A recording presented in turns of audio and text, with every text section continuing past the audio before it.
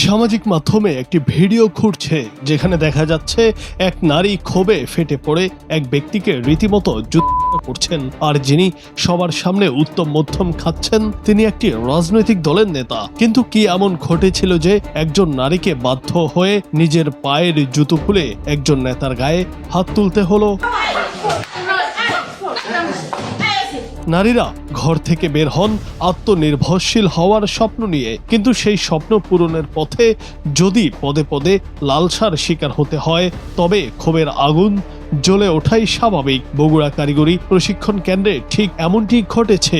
অভিযোগ উঠেছে ড্রাইভিং শিখতে আসা নারী প্রশিক্ষণার্থী ও সেখানকার শিক্ষিকাদের সঙ্গে দিনের পর দিন অশালীন আচরণ, মোবাইলে আপত্তিকর বার্তা এবং কুরুচিপূর্ণ ভাষায় কথা বলতেন এই ব্যক্তি। সম্মান বাঁচানোর সেই পুঞ্জীভূত ক্ষোভ আর চরম অপমান থেকেই ধৈর্যের বাঁধ ভাঙে ওই নারীদের।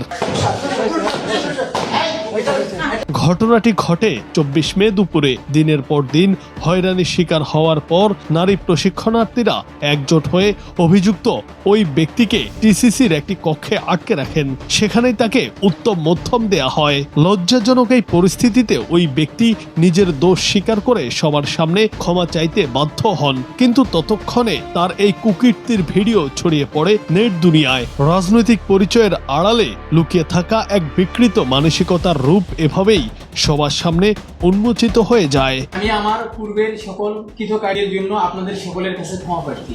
নারীদের উত্ত্যক্ত করা এই ব্যক্তির নাম আলী আজম সাব্বির। তিনি জাতীয় নাগরিক পার্টি এনসিপির শিবগঞ্জ উপজেলা সমন্বয় টিমের সমন্বয়কারী সদস্য এবং বগুড়া টিসিসির ড্রাইভিং প্রশিক্ষণ কোর্সের একজন প্রশিক্ষণার্থী। ঘটনার পর রাতে সাব্বিরকে দলের সব দায়িত্ব ও কার্যক্রম থেকে সাময়িকভাবে অব্যাহতি দেওয়া হয়। এদিকে বিষয়টি নিয়ে কঠোর অবস্থান নিয়েছে বগুড়া টিসিসি কর্তৃপক্ষ। রাজনৈতিক পরিচয় বা ক্ষমতার দাপট দেখিয়ে নারীদের সম্মানহানি করার দিন হয়তো এবার ফুরিয়ে আসছে। আলী আজম সাব্বিরের এই পরিণতি যেন সমাজে ঘাপটি মেরে থাকা অন্য বখাটেদের জন্য এক সতর্ক বার্তা। জুনায়েদ আহমেদ, বাংলা টিভি।